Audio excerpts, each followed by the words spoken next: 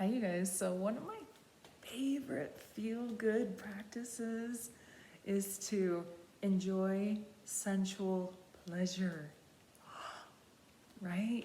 Like, feel how that landed with you.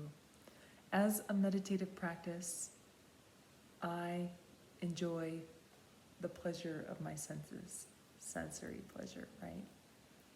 You wouldn't put those two things together because, right, all of these contemplative practices and traditions have been handed down by, the male monastery patriarchy kind of systems. And in those systems, you go to be a monk in a monastery and you abstain from sensual pleasures. You abstain from attaining wealth and abstain from being a householder in the thick of it, in the arena of life. And that's not good or bad or right or wrong. But here's the thing that's kind of profound to think about.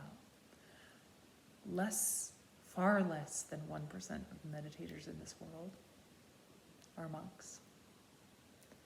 99 plus % are householders. And you ask maybe, what is a householder? What are you talking about? Householders are people like me and like you that have not said, I'm going to give up all my worldly shit and give up all my relationships and I'm going to be in a monastery. And here's also a cool thing to know. Almost every teacher I've ever heard talk about this topic, from the big Dalai Lamas to the Goenkas to the big, teachers have said, don't go be a monk. You're a householder. Be a householder and be in this world. Be in this world.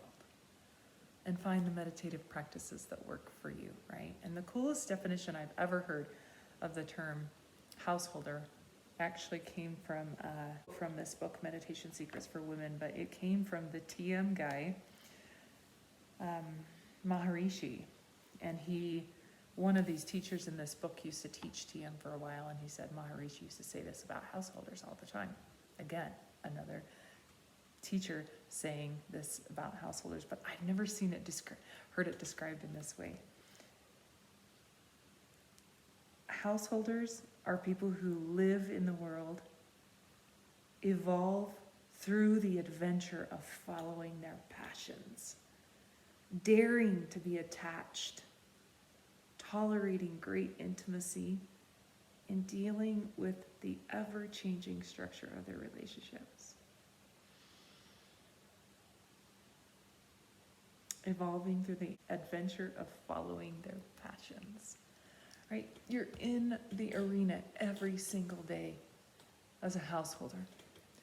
And so to have practices where you sit still, deny your movement, or you're very strict and monastic in your practices is one way, but I personally have felt is denying so many parts of who I am as a chosen householder, lover of life, player in knowledge and wisdom of being a human, right? And so that's why feel-good practice for me is this offshoot from the traditional, be compassionate but not passionate, right? It's an offshoot of some of those old staunch traditions of no, you're in the world as a householder, so you get to be passionate. So find practices like when you're doing the dishes, feel the bubbles, scoop them up in your hands and feel them pop and fizzle on your hands. And after you've had a deep, delicious, intimate connection, juicy kiss, or orgasm with your partner or yourself. And I'm not just talking about big O orgasm. I'm talking about this is absolute versus relative, right? Like the relative in the moment orgasm would be the peak performance kind of orgasm, but also just like the long, delicious orgasm, that sense of being alive, like you're expanding and contracting with life, right?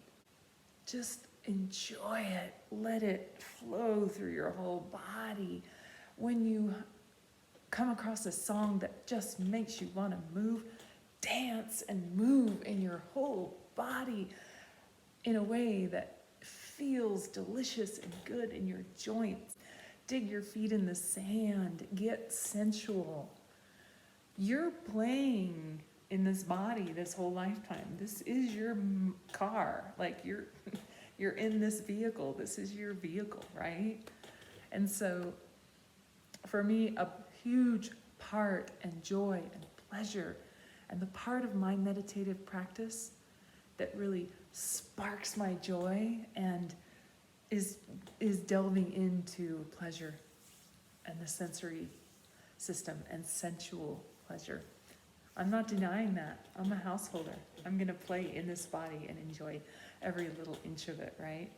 And when we talk about feel good as a practice to explore our emotions, because we are householders out here playing around and exploring emotions, right?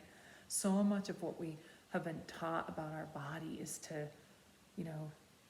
not use it, not be loud, not be, to, if it doesn't look perfect, be shameful of it, or, all the body shit that comes up, right? So this is also a fucking phenomenal entry point into learning to love your body, no matter the fucking shape or size. No matter how big your nose are, or your teeth are, or your feet are, or small your tits are, or whatever the fuck it is, right? But to enjoy the movement of the pleasure of I was listening to a Michael Taft video the other night. He was like, just stretch like you're crawling out of the fucking grave, right? So play with that this week. Play with that range of feel good this week. And enjoy. And I'm excited to hear any reports, comments, questions you have about this topic. Thinking outside the box of feel good practice, right? Whew, that feels good. Okay, have a great day.